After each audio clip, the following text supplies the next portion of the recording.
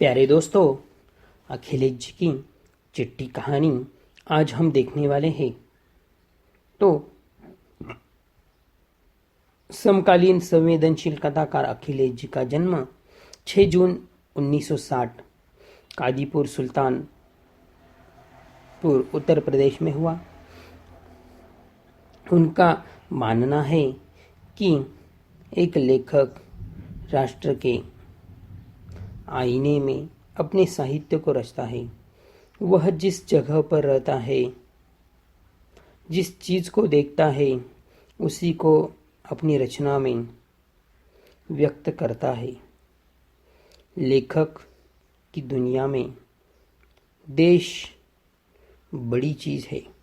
उसके लिए उसका गांव भी देश ही है।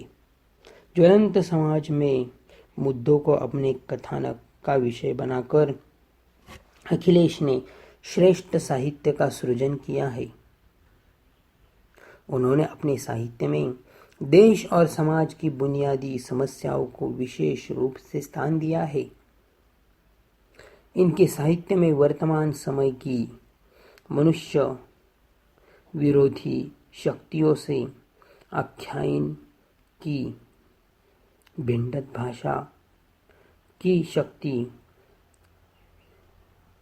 शिल्प का वैविध्य तथा उत्कर्ष प्रतिभा की विस्फोटक सामर्थ्य, यह सब कुछ एक साथ नजर आता है। अखिलेश की रचनात्मकता के प्रति गहरे भरोसे का ही निजात है कि उनकी रचनाएं साहित्य की दुनिया में खास मुकाम हासिल कर दी है। देश के महत्वपूर्ण निर्देशों के द्वारा कई कहानियों का मंचन एवं नाट्य रूपांतर हुआ है। कुछ कहानियों का दूरदर्शन हेतु फिल्मांकन तथा टेलीविजन के लिए पटकथा एवं संवाद लेखन भी इन्होंने किया है।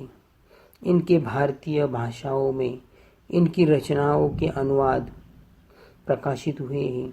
वर्तमान समय में वे प्रतिष्ठित साहित्यिक पत्रिका तद्भव के संपादक भी रह चुके हैं। तो उनकी कुछ प्रमुख कृतियां: उपन्यास, अन्वेष, निर्वांस, कहानी संग्रह आदमी नहीं टूटता, मुक्त, शापग्रस्त, अंधेरा, संस्मरण, वह जो यथार्थ था, आलोचना, श्री लाला शुक्ल की दुनिया। तो इस तरह से हमारे आज के अखिलेश जी का यह परिचय है। और उन्होंने चिट्ठी कहानी बड़े ही रोचकता से प्रस्तुत की है कि इस कहानी में उन्होंने उनकी कॉलेजीय जीवन की जो व्यवस्था थी वह किस तरह से थी, यह इन्होंने बताने का प्रयास किया है। प्रस्तुत कहानी में लेखक ने बेरोजगारी की समस्या को उजागर किया है। सभी दोस्त शिक्षा ग्रहण करने हेतु आए थे। जब तक पढ़ाई जारी थी, दिन मजे में कट रहे थे।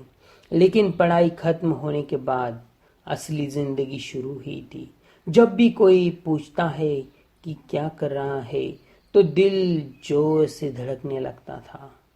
भूख और आर्थिक अभाव के कारण दोस्ती का आपस में मिलना भी कम हो गया था, क्योंकि सबको रोजगार की तलाश थी।